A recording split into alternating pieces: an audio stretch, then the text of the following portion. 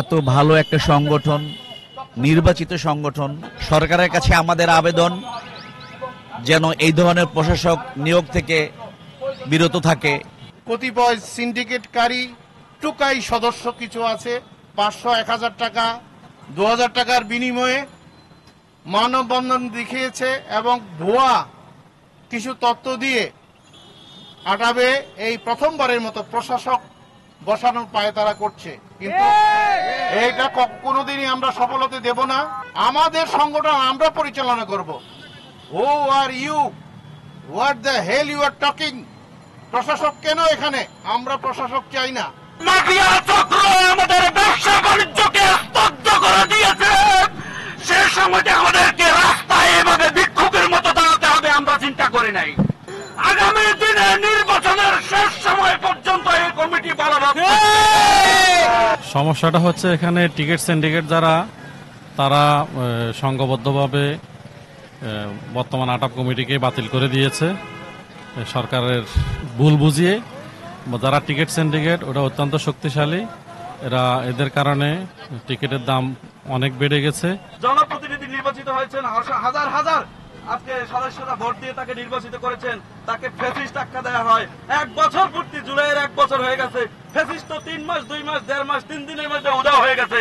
আজকে তাকে ওই যে জনগণের পক্ষে, ভালো মানুষের পক্ষে, ন্যায়ের পক্ষে কথা বললে তাকে একটা ট্যাগ দেওয়া হয়। অতীতে আমরা দেখছি ভদ্রলোককে রাজাকার বলে পিছিয়ে সরাই দেওয়া হয়, আর আজকে বাংলাদেশে একটা অন্যরকম ট্যাগ হয়েছে। আপনি অমুক দোষর তমুক দোষর বলে একজন ভালো মানুষকে, একজন শক্তিমান নেতৃত্বকে দূরে ঠেলে দেওয়ার একটা গভীর ষড়যন্ত্র আমি তীব্র নিন্দা এবং প্রতিবাদ জানাচ্ছি। যারা এই সিন্ডিকেটের সাথে জড়িত, বিমান টিকিট অসৎ ব্যবসায়ীদেরকে গ্রেফতার করার জন্য, তারা সেটা না করে উল্টো আমাদের বর্তমান নির্বাচিত কমিটিকে চিঠির মাধ্যমে অব্যাহতি দেওয়ার অপচেষ্টা চালিয়ে যাচ্ছেন। আমরা বিনয়ের সঙ্গে বাণিজ্য মন্ত্রণালয়ের কর্তা ব্যক্তিদেরকে জানাতে চাই, অতি সত্বর এটা প্রত্যাহার করুন এবং আমাদের দাবি অনুযায়ী আমাদের বর্তমান কমিটি পূর্ণবহাল থাকবে। গুটি কয়েক ট্রাভেল এজেন্সির নামে সিন্ডিকেট ব্যবসায়ী তারা এই প্রবাসীদের রক্ত চুষে খাচ্ছে। যে সারা দেশবাসী এই টিকিট সিন্ডিকেটের বিরুদ্ধে একভূত হয়ে রাস্তায় নেমে আসুন এবং তাদের বিরুদ্ধে আন্দোলন শুরু করুন। এই যে সরকারের যে সিদ্ধান্তটি অত্যন্ত অন্যায়, অনুচিত একটা সিদ্ধান্ত হয়েছে। যিনি বিমান সংক্রান্ত মন্ত্রী আছেন, আমি জানি না যে তিনি জানেন কিনা, যে প্রশাসক এখানে নিয়োগ করা হয়েছে, এই নিয়োগ বাতিল করে পূর্বের যে কমিটি আছে সেই কমিটিকে পুনঃ প্রতিষ্ঠিত করার জন্য আমি সরকারের প্রতি আবেদন জানাচ্ছি। বর্তমান যে আটাব আছে এরা একেবারেই সুশৃঙ্খল, একেবারেই প্ল্যান মাফিক কাজ করে, অন্যায়ের বিরুদ্ধে কাজ করে, যার জন্য আজকে এই অবস্থা। আমরা সরকারের কাছে আবেদন করব যাতে করে এই যে প্রশাসক নিয়োগ করেছে এইটা হয়তো বা ওনারা কোনো পেপার ওয়ার্ক অথবা কোনো কিছু না বুঝে অথবা কারো প্ররোচনায় আজকে এখানে এই কাজটা করেছে। আমরা চাই আমাদের সাধারণ সদস্যদের ভোটে যে নির্বাচিত কমিটি, সেই কমিটি যদি রাতারাতি কোন প্রশাসকের মাধ্যমে বিলুপ্ত ঘোষণা করা হয়, আগামীতে এই ফেব্রুয়ারিতে ইলেকশন যে করে দিতে হবে সে একটা অভিযোগ করবে। আমাদের দেশটা হচ্ছে যে একটা মগের মূল্য মহবুদ দেশ।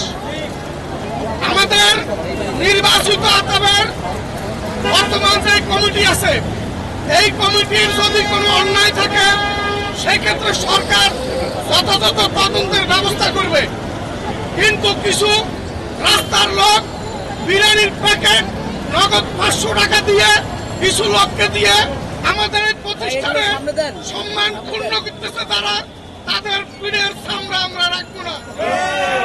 প্রশাসক নিয়োগ দিয়েছে, কাউকে পাঠাইনি যে কি হয়েছে ঘটনা তদন্ত করি, তারপরে জিজ্ঞাসাবাদ করি, প্রতিবেদন দেওয়া হবে, তারপর সংবাদ সম্মেলন করে তারা এই ফলাফল দিবে। তা না করে তারা অবৈধভাবে এই যে নতুন যে প্রশাসক নিয়োগ দিয়েছে, এটা আমাদের আটকের জন্য ইজ্জতের ব্যাপার, মর্যাদার ব্যাপার এবং সিস্টেমের বহির্ভূত। আমরা তীব্র প্রতিবাদ করছি এবং এই প্রশাসককে নিয়োগ বাতিল দেওয়ার জন্য অনুরোধ করছি।